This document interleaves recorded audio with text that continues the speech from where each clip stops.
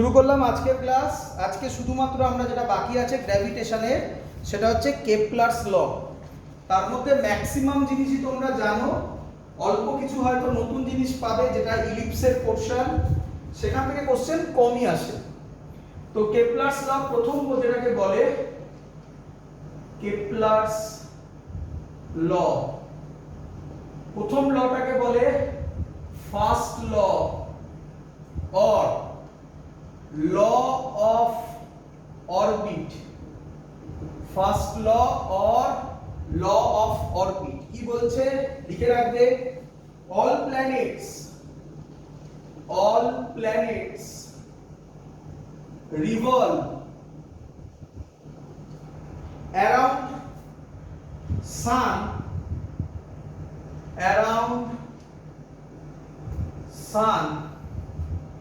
in an elliptical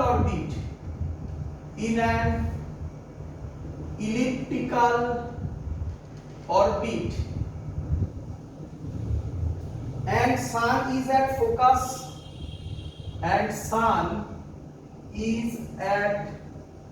focus of that ellipse। তো এর মানে কি ভালো করে বুঝে নাও। এর মানে এটাকে বলা হয় ইলিপ্টিক্যাল অরবিট। এর দুটো অ্যাক্সিস, কটা অ্যাক্সিস বাবা? দুটো অ্যাক্সিস। একটাকে বলে, এটাকে বলে মাইনর অ্যাক্সিস। কি অ্যাক্সিস? Minor axis. আর এটাকে বলে মেজর অ্যাক্সিস। ক্লিয়ার সবার? এর মধ্যে এইটুকুনুকে বলে সেমি মাইনর অ্যাক্সিস। কি দিয়ে ডিনোট করে? বি দিয়ে। এটা বি হলে এটাও বি। আর এই পার্টটাকে বলে সেমি মেজর অ্যাক্সিস।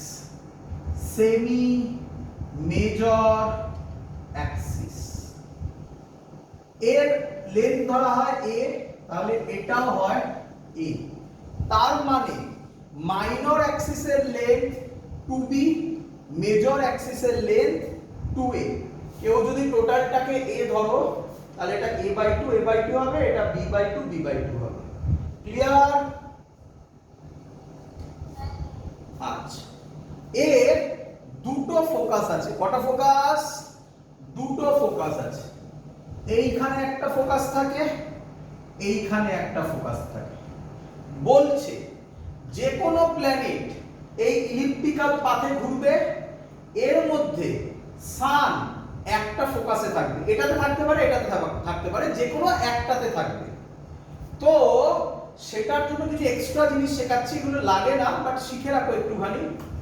এটাকে বলা হয় ইলিপসের equation, x² + y² + y² / b² = 1। এটাকে বলা হয় ইলিপসের ইকুয়েশন।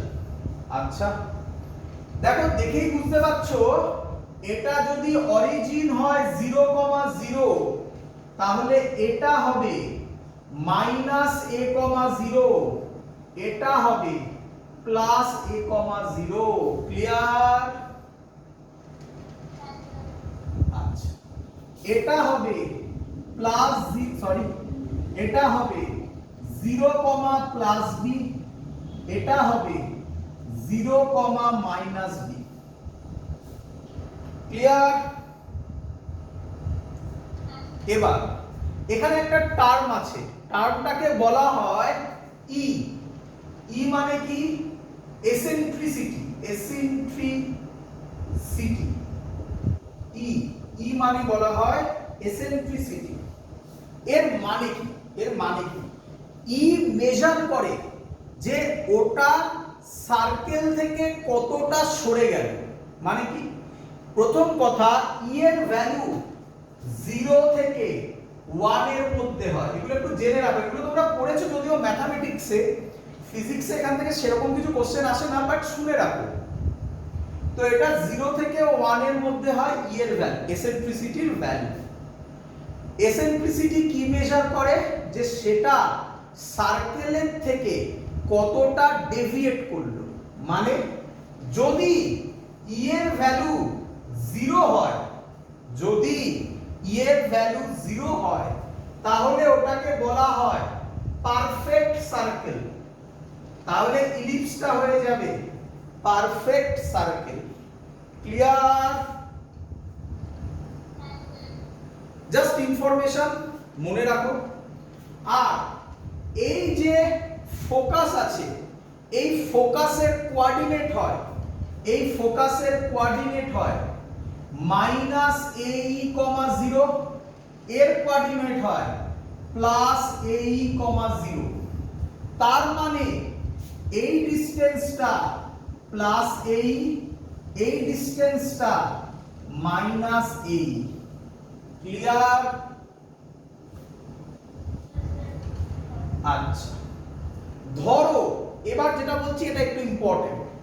ধরো সান এখানে আছে, ধরো ধরো ওখানেও থাকতে পারে, ধরো এখানে আছে, তাহলে প্ল্যানেট যখন এইখানে থাকবে তখন আমাকে বলো এই প্ল্যানেটটা সানের কাছে না দূরে? কাছে। এই পয়েন্টটাকে বলে অ্যাপোগি। কি বলে? অ্যাপোগি, APHOGE,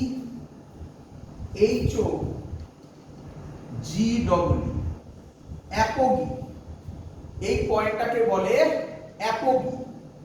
আর এইখানে যখন আছে, সান এখানে আছে, তাহলে এটা দূরে আছে, তাই এর নাম পেরিগি। অ্যাপোগি আর বলো পেরিগি। ক্লিয়ার সবার? অ্যাপোগি আর পেরিগি। চলো, বোঝা গেছে সবার? ব্যাস, আর কিছু জানার দরকার নেই। আরো অনেক কিছু এখান থেকে করা যায়, মিছিমিছি টাইম ওয়েস্ট, এখান থেকে কোশ্চেন আসে না, দরকার নেই আর কিছু করার। নেক্সট এবার হচ্ছে second law.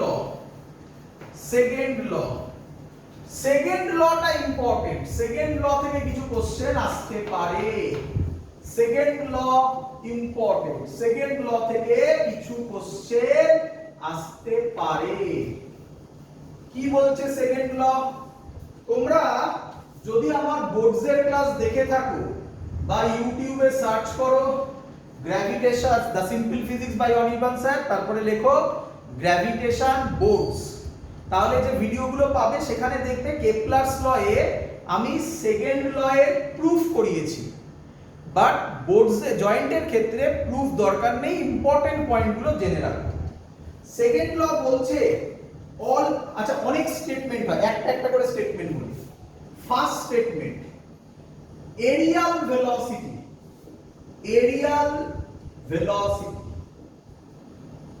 of a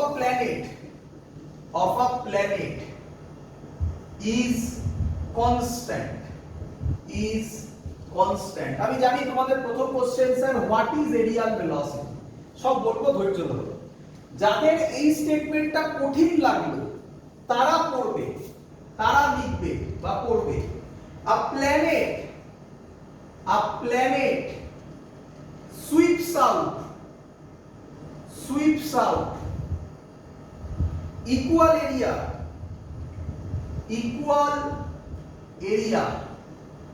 in equal time interval. Equal area in equal time interval এর মানে কি? প্রথমে ফিজিক্যালি বোঝো, তারপর ম্যাথমেটিক্যালি বুঝবে। বলছে এই হলো আমার পাথ মানে ইলিপস। ধরো সান এখানে আছে, ধরো প্ল্যানেটটা এই পয়েন্টে আছে, তো টি সময় প্ল্যানেটটা এখানে এলো, এটা আসতে কত সময় লাগলো? টি সময়। তাহলে এটা জয়েন করো, এটা জয়েন করো, এই যে এরিয়াটা হলো এটাকে বলা হচ্ছে area sweep out by the planet in t time. Area sweep out by the planet in t time. আচ্ছা, ভালো কথা। এবার ধরো প্ল্যানেটটা এখানে আছে, টি টাইমে, খুব ইম্পর্টেন্ট কথা, টি টাইমে ধরলাম, মানে এই টাইমটা সেম, ইকুয়াল টাইম ইন্টারভ্যাল ধরছি, প্ল্যানেটটা এখানে আছে, এটা জয়েন করো, তাহলে বলছে এই এরিয়াটা আর এই এরিয়াটা সেম হবে। কি বলছে দেখো, আ planet sweeps out equal area in equal time interval. এই টাইম আর এই টাইম যদি সেম হয় তাহলে এই এরিয়া সেম হবে।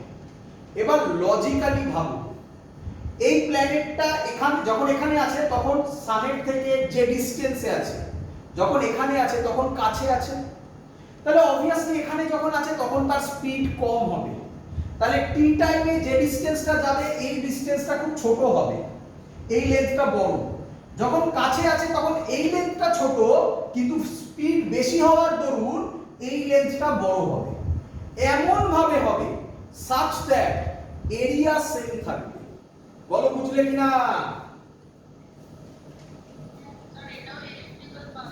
ইলিপ্টিক্যাল পাথ, হ্যাঁ বাবা, সব ইলিপ্টিক্যাল পাথ, লাস্টটা শুধু ইলিপ্টিক্যাল পাথ হবে না। এবং ওটা সহজ জিনিস, ওটা নিয়ে চিন্তা করো না, এটাই বোঝো আগে ভালো করে। আচ্ছা আমাকে তাহলে তুমি আমাকে বলো, ধরো এই পয়েন্টে স্পিড v1, দেখি লজিক বলো দেখি, এই পয়েন্টে স্পিড v2 দিতে পারে এরকম কোশ্চেন, বলো কে বড়, v1 বড় না v2 বড়? v2 greater than v1, very good, শিখেছো সবাই? এরিয়াল ভেলোসিটি মানে কি স্যার? এরিয়াল ভেলোসিটি মানে কি? এরিয়াল ভেলোসিটি মানে dA by dt, rate of change of area, তাকে বলা হয় areal velocity. Rate of change of area কি জানলাম আমরা, কি থাকবে? Sweeps out equal area in equal time interval, তাহলে rate of change of area কি হবে? কনস্ট্যান্ট, একেই বলে এরিয়াল ভেলোসিটি। ক্লিয়ার সবার? এবার এটাকে যদি আমরা ডিরাইভ করি, ডিরাইভেশন যদি দেখতে হয় তাহলে বোর্ডসের ওই ক্লাস দেখলে, এখানে ডিরাইভেশন দরকার নেই, সেখানে আমি ডিরাইভেশন করে দেখিয়েছি। ডিরাইভেশন না করে মনে রাখো শুধু, এর ফর্মুলা হয় L বাই 2m। L মানে হচ্ছে অ্যাঙ্গুলার মোমেন্টাম, অ্যাঙ্গুলার মোমেন্টাম। তার মানে আমি এখান থেকে বলতে পারি L বাই 2m কনস্ট্যান্ট, মানে সেকেন্ড ল, ইম্পর্টেন্ট কোশ্চেন এটা দেয়। সেকেন্ড ল কোন লকে রিপ্রেজেন্ট করে? কনজারভেশন অফ, বলো, অ্যাঙ্গুলার মোমেন্টাম। ক্লিয়ার সবার? চলো এবার হচ্ছে থার্ড ল। হ্যাঁ,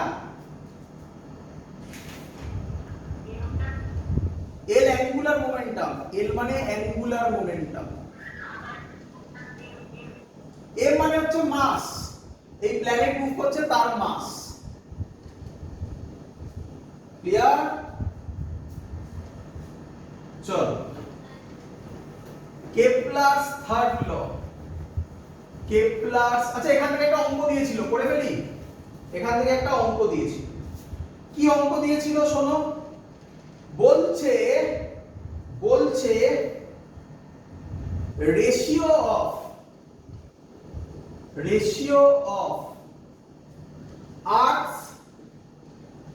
earths orbital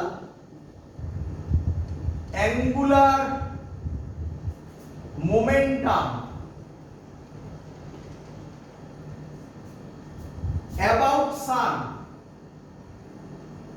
about sun to its mass is 4.4 10 to the power 15 metre square per second. এটা যেই 1997 এর কোশ্চেন, ঠিক আছে। the area enclosed by Earth's orbit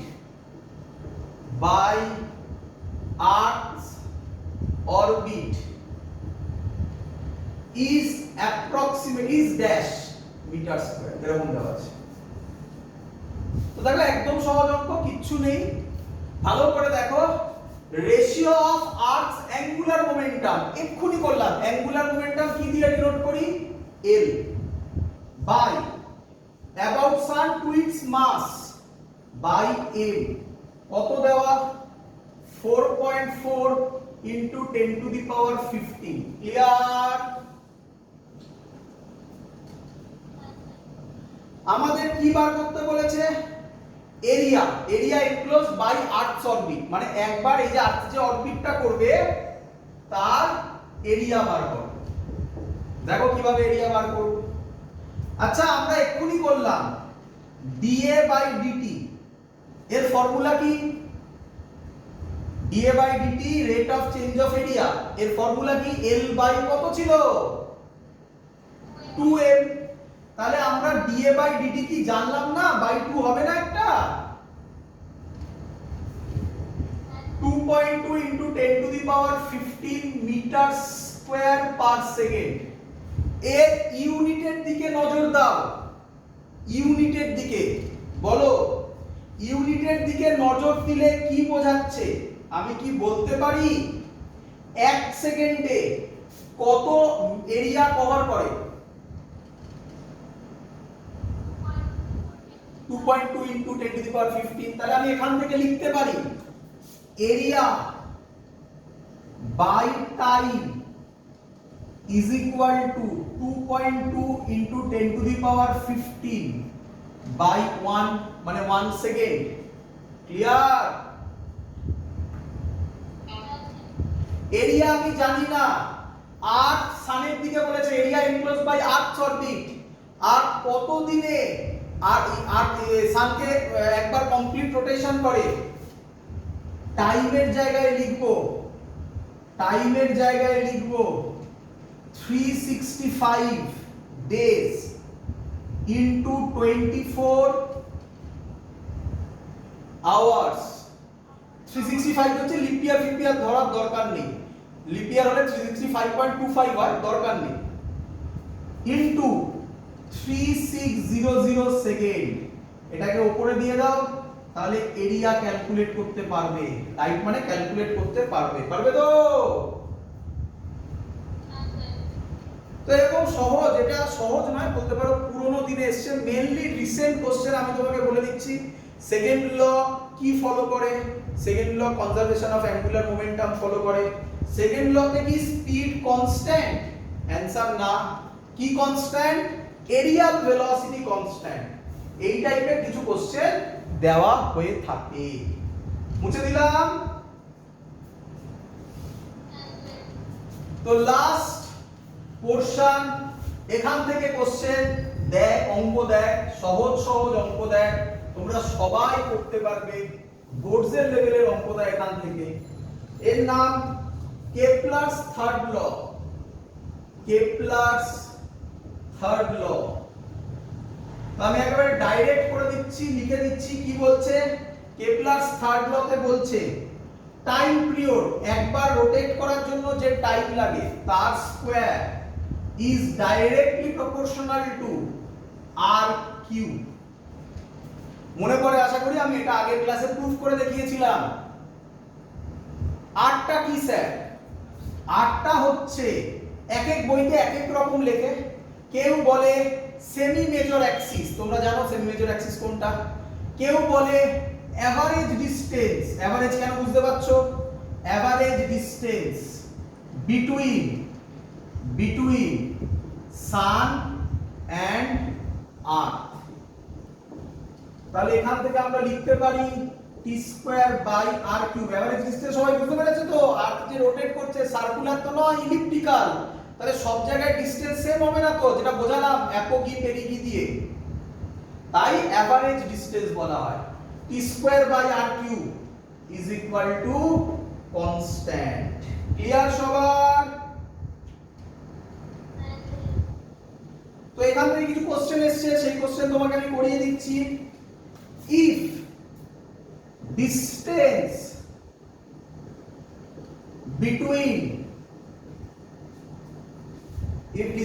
between earth and sun where half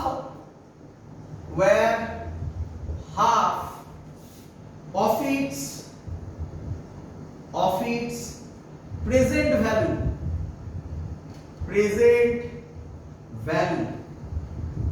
find the number of days in a year.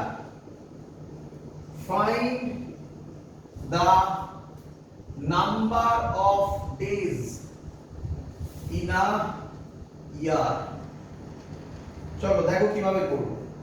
তাহলে কি বলছে, if distance between earth and sun এর এখন যা ডিসটেন্স তাতে এক বছর মানে কত দিন, রাফলি মানে লিপ ইয়ার বাদ দিয়ে বলো, 365 ডেজ। কোশ্চেন বলেছে যদি আর্থ আর সানের মধ্যে ডিসটেন্স হাফ হয়ে যায় তাহলে নাম্বার অফ ডেজ একটা ইয়ারে কত হবে। তো কিভাবে করব দেখো, কত সহজ অঙ্ক। আমরা ধরতে পারি T square by R cube is equal to constant. রে আচ্ছা, এখন টাইম পিরিয়ড কত হয়েছে আমি জানি না, টি ড্যাশ স্কয়ার বল। ডিসটেন্স কত হয়ে গেছে, আরটা কত হয়ে গেছে বলেছে বল, half of its present value, তার মানে এটা হবে r বাই 2 এর whole cube is equal to constant. কি রে, তাহলে এটাকে যদি আমি ভাঙি তাহলে আমি লিখতে পারি টি ড্যাশ স্কয়ার হবে, কোথায় লিখি বলতো, এখানে লিখি T dash square by T dash square হবে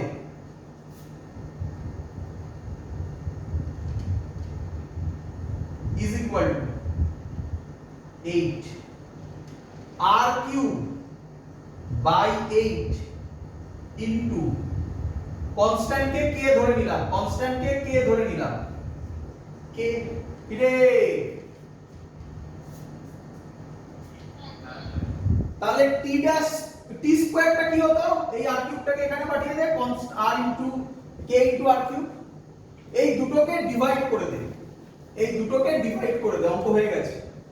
T square by T dash square, K K দেখ কেটে যাবে, r কিউব কাটবে, কত হবে 8 হবে, তাহলে টি স্কয়ার হবে টি ড্যাশ হবে, সরি টি ড্যাশ স্কয়ার হবে, টি ড্যাশ স্কয়ার হবে টি স্কয়ার বাই 8। কি রে, ঠিক করেছি? টি ড্যাশ হবে, উপরে করছি জায়গা নেই, টি ড্যাশ হবে, স্কয়ার করেছে রুট করব, টি স্কয়ার কে রুট করলে টি, 8 এর রুট 8 এর রুট রুট 8 কত লেখা যায়, 2√2 লেখা যায়। 8 একবার সানের চারিদিকে ঘোরে নরমাল সময়, সেটা টি ছিল কত দিনে, 365 ডেজে। তাহলে এখন কত হবে, 365 ডেজ বাই 2√2 করলে যা অ্যানসার আসবে সেটা। তোরা জানিস, করতে পারিস আশা করি। এইভাবে করবি 365 ইনটু 2 ইনটু 1.4, জানিস তো নাকি, √2 মানে 1.4 চলে এলো 2.8। এবার তো ক্যালকুলেশন করে অপশনে টিক মারতেই পারবি। কি রে, লাস্ট কোশ্চেন আজকে করলে আমাদের এই পার্ট শেষ, গ্র্যাভিটেশন শেষ। নেক্সট ডে আমরা থার্মোডায়নামিক্স স্টার্ট করব, থার্মোডায়নামিক্স।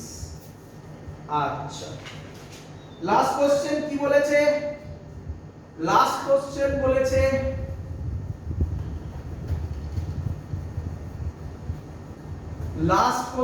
বলেছে রেডিয়াস অফ আর্থ দিয়ে দিয়েছে 1.5 into 10 to the power 8 kilometre. Radius of Mars দিয়ে দিয়েছে 2.5 into 10 to the power 11 sorry আচ্ছা এটা কিলোমিটার ছিল, এটা মিটার ছিল, হ্যাঁ এটা কিলোমিটার ছিল, এটা মিটার ছিল। এক মিনিট আমি একটু দেখে নিই।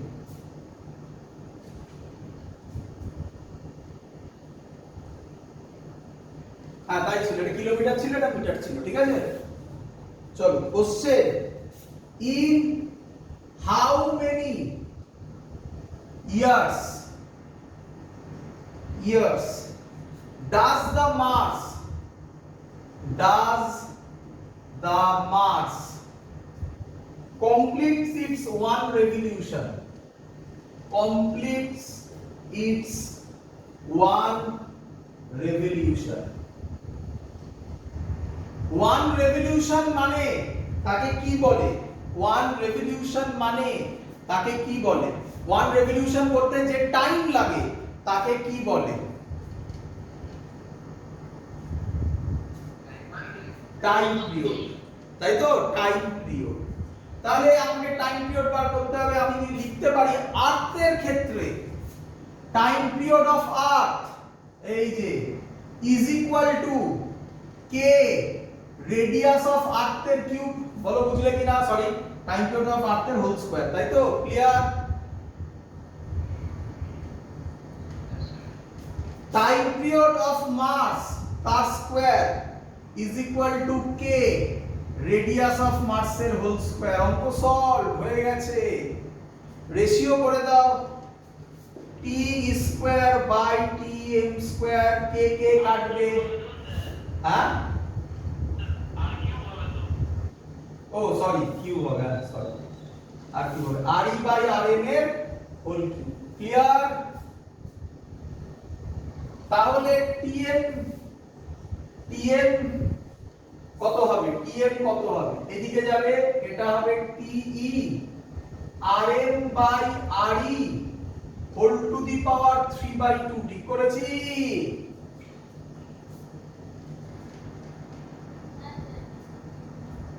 চলো, tm হবে te, কে বলবে?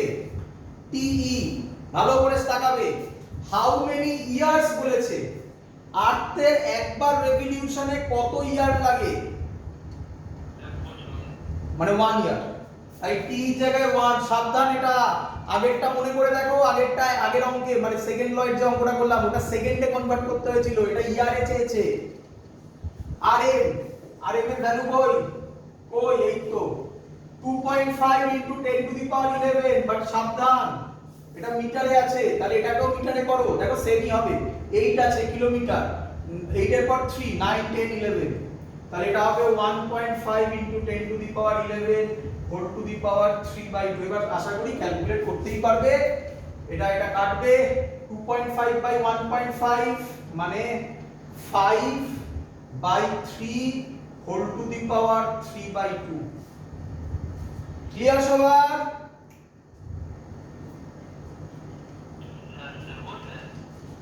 হ্যাঁ,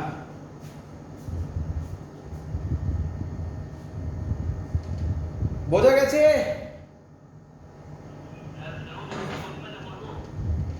হ্যাঁ,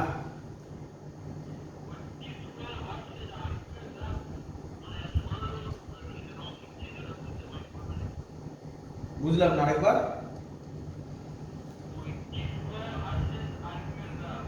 টি স্কয়ার ভার্সেস আর কিউবের গ্রাফ করছি। এই বরাবর দেবে টি স্কয়ার, এই বরাবর দেবে আর কিউব। বলো ভ্যালু দেখো, আগে ভ্যালু দেখো, আইডিয়া করো কিভাবে করতে হয়। ধরো টি এর ভ্যালু, আর এর ভ্যালু। ধরো টি যখন 0 আর তখন কত? কে। তাহলে কি হবে? T square is equal to K R cube. তাহলে টি যখন 0 আর স্কয়ার আর এর ভ্যালু কি হবে? টি যখন 0 কে এর ভ্যালু, আর এর ভ্যালু হবে, সরি আর এর ভ্যালু 0, তাই তো নাকি? টি এর ভ্যালু যখন 1 square is equal to K R cube, K টাকে বাদ দাও, কনস্ট্যান্ট কে 1 ই ধরে নাও, ছাড়ো সুবিধা হবে। তাহলে আর এর ভ্যালু কত হবে? কত হবে? 1 ই হবে। যখন 2 মানে 2 স্কয়ার আর কিউব মানে আর কিউব 4, আর হবে 4th কিউব অফ আর 4 এর কিউব রুট কি? তাহলে গ্রাফ কি রকম হবে? একটা এরকম টাইপের গ্রাফ হবে। বোঝা গেছে সবার? আরে স্ট্রেট লাইন তো নয় নাকি? তো তো এই হলো আমাদের ক্লাস, দ্যাটস অল, এত অবধি থাকলো। আজকে তোমাদের এক্সাম আছে, তোমরা এক্সাম দাও। গ্র্যাভিটেশন আমাদের কমপ্লিট। পরের দিন আমরা শুরু করব কি বললাম, থার্মোডাইনামিক্স থেকে। থার্মোডাইনামিক্স কেটিজি, ওটা একসাথে পুরো পার্টটা আমাদের হবে। দ্যাটস অল, এত অবধি থাকলো।